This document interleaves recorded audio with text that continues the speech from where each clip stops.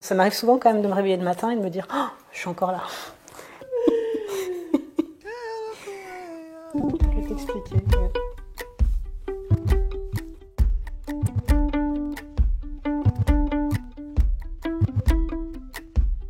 Ça paraît toujours bizarre aux gens quand je leur dis, mais c'est ce que je sens depuis toujours. Mon âme est dans sa dernière vie. Je n'ai pas beaucoup de temps dans le sens où je ne reviendrai pas. Corriger ou modifier ou amplifier. Donc à partir de là, il y a un côté non négociable. Et c'est pas tant l'urgence de faire plein de choses, c'est l'impératif d'accomplir quelque chose de précis. L'image que j'ai, c'est le pendule, tu vois, qui claque, qui s'arrête là. T'es là pour un temps donné, donc faisant le meilleur usage. Moi, je me suis construite sur une réalisation très importante au niveau entrepreneurial. Et en même temps, ce qui a toujours été la lame de fond de ma réalisation, bah, c'est la femme et l'artiste que je suis. Mais c'est comme si c'était un second plan. Et là, j'ai l'impression qu'il y a un fondu qui est en train de s'opérer. Il y a la bascule de mes 39 ans, donc, que j'ai eu en décembre 2019, du fait que mon compagnon était décédé à 39 ans quand j'en avais 30. Donc pendant 9 ans, il y a eu une forme de trajectoire qui était déterminée par une ligne d'arrivée. C'est comme s'il n'y avait rien derrière. C'est pas comme s'il y avait la mort, c'est comme s'il n'y avait rien. Et ce rien n'a pas de texture ou de mots ou d'identité. Et du coup, ça a relâché quelque chose en moi. De me dire, ok, bah, y a plus de ligne d'arrivée, il n'y a plus que du bonus en fait. Je me sens mature, je me sens solide et je me sens surtout en paix avec moi-même. Je me sens très en amour avec moi-même, globalement. Et ça, c'était pour personne, hein, c'est jamais gagné d'avance. Et aujourd'hui, je ressens plus le besoin d'être dans un combat ou une conquête. Voilà. Donc forcément, ça fait qu'il y a certains plans qui glissent, qui disparaissent, d'autres qui apparaissent. Une sorte de plaque tectonique. Exact, c'est exactement le terme, plaque tectonique. Qui glisse, oui. Mais doucement. Parce que j'en ai déjà vécu plusieurs, des plaques tectoniques, des tremblements de terre, des séismes. Donc je sais que celui-là, c'est peut-être le plus important, en tout cas de tout ce que j'ai vécu. Mais comme j'ai été entraînée auparavant, peut-être que la différence, c'est que je n'y résiste plus. Dans l'histoire de justesse, il y a le fait de se réajuster aussi, de se recalibrer en permanence, tout en restant dans son axe, mais en étant conscient que tout ce à quoi tu résistes persiste, tout ce que tu n'as pas regardé en face ou traversé se représente. Il y a vraiment cette notion de traversée qui est importante, et la traversée, elle est forcément spirituelle, parce qu'elle te demande de te détacher de la matière, du résultat, de l'objectif, du désir. C'est pas une question de comprendre, c'est une question d'intégrer. Ce mot de la justesse, auparavant c'était la justice qui m'animait. J'étais beaucoup de révolte, de colère, de besoin de réparer. Qui va avec le besoin de prouver, qui va avec toute cette énergie guerrière finalement. Et oui, ça fait déjà quelques années que le glissement se fait, mais là il y a vraiment ce besoin, cette envie de justesse. Je suis ce que j'ai à être et je fais ce que j'ai à faire. Et j'avais posé un mot fort comme intention pour 2020, c'était extimité. Donc c'est une expression du psychiatre Serge Tisseron qui signifie l'acte de rendre visible certaines parties de soi qui n'ont pas été montrées.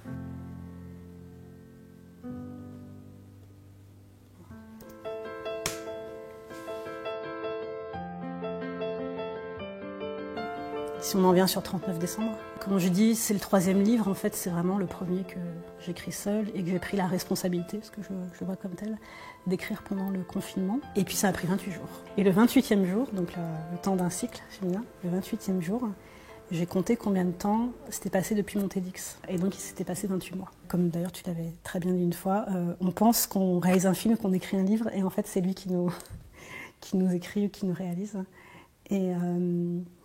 Et donc ce 39 décembre, c'est mon récit intimiste de ce que j'ai vécu vraiment dans ma chair depuis cette conférence TEDx qui a été un raz-de-marée. Et tout ce qui m'a renversée, tout ce qui m'a transformée, tout ce qui m'a invitée parfois, poussée souvent, à prendre et à incarner une responsabilité qui est que on n'est pas dans cette vie pour le confort ou pour le bien-être ou pour la réussite. Et je pense vraiment qu'il y a des personnalités, il y en a de plus en plus, qui sont en pole position pour ouvrir les voies. Et on les pousse dans leur retranchement au maximum, on les travaille, on les modèle de l'intérieur au maximum pour qu'elles puissent, je dirais, à la fois prendre la parole et libérer la parole. Donc il y a le récit intime, et puis il y a finalement la réflexion universelle que ça engendre, la question du deuil, la question de l'éducation, la question du couple, la question de l'héritage et la transmission. Avec quoi on arrive, qu'est-ce qu'on en fait, et qu'est-ce qu'on distribue, qu'est-ce qu'on redistribue de ça. Quand je vois ma fille, comment elle grandit, elle évolue, comment on avance de façon très organique ensemble, sans jamais avoir été, moi, dans des grands principes éducatifs de « faut faire ça pour qu'il se passe ça ». Mais d'ailleurs, avec mes clients, c'est pareil. Hein. Je ne leur dis pas « faut faire ça pour arriver là », sûrement pas, mais plutôt dans l'autonomisation et la responsabilisation de « ok, alors, qui tu es, t'en es où, qu'est-ce que tu ressens, qu'est-ce que tu vois ». Pourquoi elle est là plutôt que là, donc questionner, challenger.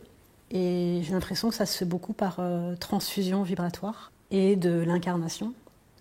J'adore ce mot, incarner, mettre dans la chair. Voilà. Qu'est-ce qui, à l'intérieur de toi, vibre suffisamment pour que tu n'aies pas besoin de l'expliquer, en tout cas d'y mettre des mots, et pour faire en sorte que le message passe. Et ma frustration pendant que j'écrivais, c'était mais c'est dommage que ce soit que des mots. Quand j'écris ce que j'ai vécu, j'ai tellement de sensations, de couleurs, de musique, de voix. Enfin, à l'intérieur de moi, il se passe plein de choses. Je ne voyais pas comment emboîter ça. Comme à chaque fois, tout ce que je crée, c'est parce que j'impulse quelque chose que ça fonctionne.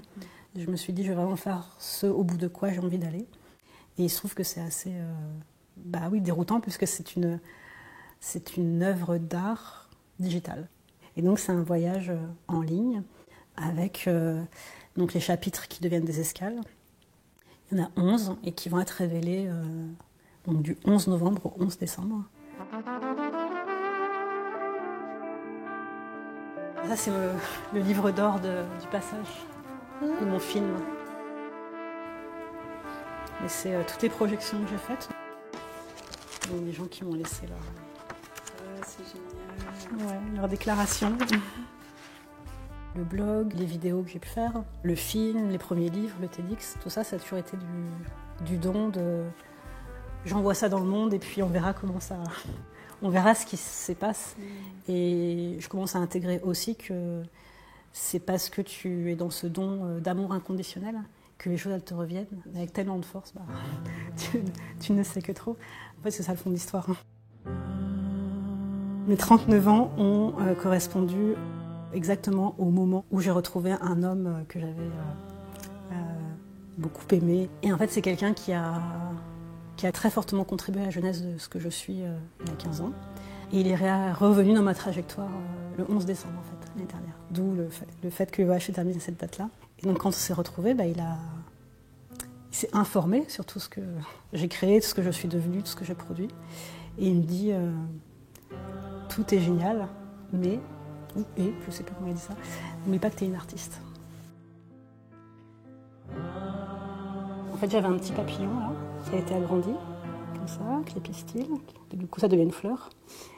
Et donc c'est ma fille qui m'a dit, agrandis-le, parce que j'ai des cicatrices là en fait. Et, elle m'a dit, mais recouvre tes cicatrices et crée quelque chose de nouveau sur ta peau.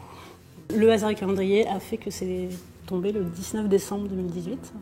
Et le 19 décembre, c'est la date de décès de ma grand-mère paternelle. Et donc du coup, pour moi, c'était mon acte de naissance à la vie, à l'amour, au féminin, au masculin. Et ma façon de finalement mettre fin à une lignée de femmes qui ont souffert de l'absence de l'homme. Ma façon de dépasser une histoire familiale et d'écrire la mienne. Alors, je précise quand même que mon père est toujours très présent dans mon histoire, mais sinon, voilà, il y a quand même ce truc de... les femmes font sans les hommes, quoi. Donc, moi, j'ai vécu ça forcément en XXL. Ma programmation de vie a fait qu'il m'a fallu 39 ans pour arriver à ce point où j'accepte qu'un homme me montre le chemin. À cet endroit-là où il y avait toujours un rapport de pouvoir. Et c'est incroyablement doux quand ça part, ça, non? Mais je ne savais même pas que ça existait, en fait.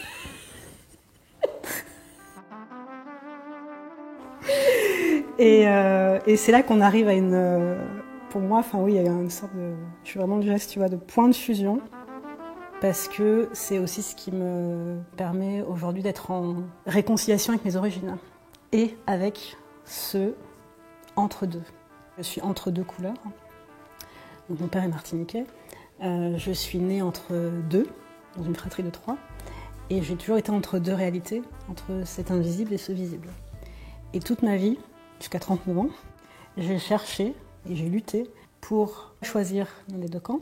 Et donc, en voulant choisir, tu cherches à te définir. Et donc, cette année, je comprends que, en fait, il n'y a pas à choisir, il n'y a pas à se définir. Que mon essence même, c'est d'être dans l'entre-deux et c'est d'être l'entre-deux.